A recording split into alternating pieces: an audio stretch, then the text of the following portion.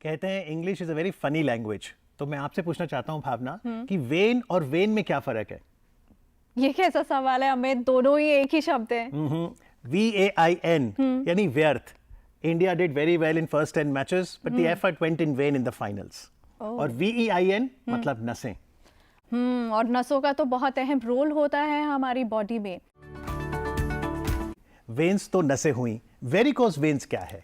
हमारे जो ब्लड है पैरों में वो जाता तो आर्टरीज से है, लेकिन वापस वेन्स के थ्रू आता है। अच्छा। और वेन्स दो स्तर में लेयर्स में होती हैं। एक डीप होती हैं जो बिल्कुल लेग के अंदर होती हैं, और एक त्वचा स्किन के नीचे होती हैं।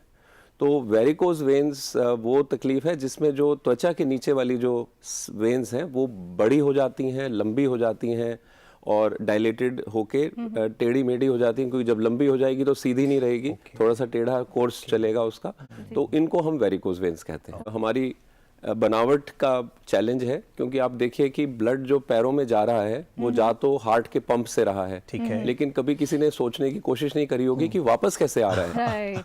Anti gravity. राइट। तो बनावट ऐसी हुई है कि हमारी जो वेन्स होती हैं पैर की, उसमें डीप लेयर वाली और सुपरफिशियल लेयर वाली वेन्स में वेल्व्स होते हैं। ओके। तो किसी किसी में वेल्व्स वो खराब हो जाते हैं, कुछ किसी किसी में पैदाइशी थोड़ी सी नसों में कमजोरी रहती है, लेकिन ज्यादातर वेरिकोज वेन्स हमारे व्यवसाय से जुड़ा हुआ है। तो जो लोग ज्यादा खड़े रहते हैं, टीचर, पुलिसमैन, ट्रैफिक पुलिसमैन, एक जगह पे खड़े हुए, कई तो दुकानदार, बिल्कुल दुकानदार एक जगह खड़े हुए, हेयर ड्रेसर्स एंड स्टाइलिस्ट्स वो भी एक जगह खड़े हुए हैं। कई ऐसे हजारों व्यवसाय हैं जहां पर खड़े रहते हैं, और हम भी शल्य चिकित्सक भी जहां ओटी में खड़े रहते हैं, हम भी इसके शिकार बन सकते हैं। डॉक्टर साहब, ये बहुत रोचक आपने बात बताई। हमने कभी सोचा ही नहीं कि देखिए जनाब, ब्लड नीचे तो जा रहा है ग्रेविटी से, लेकिन वापस कैसे आता होगा? ये तो चमत्कार है जो एक स्ट्रक्चर बना है।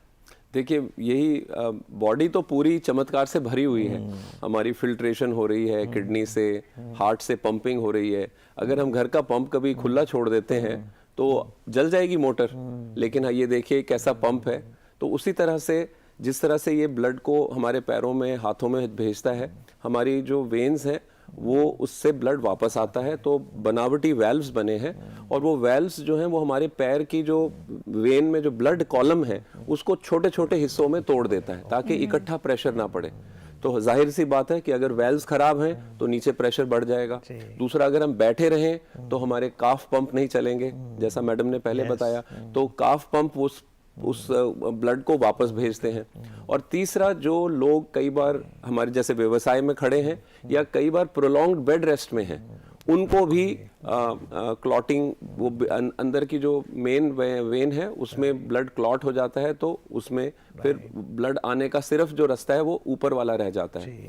तो ये हमारे जीवन का एक पार्ट होना चाहिए कि हम एक एक्टिव एक्सरसाइज करते रहें, जिसमें हमारी मूवमेंट बहुत जरूरी है।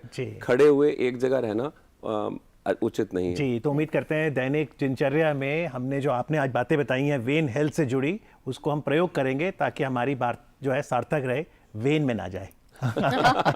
डॉक्टर परमिंदर लाल, डॉक्टर अनीता धर, बहुत बहुत आभार आपका। धन्यवाद। Thank you.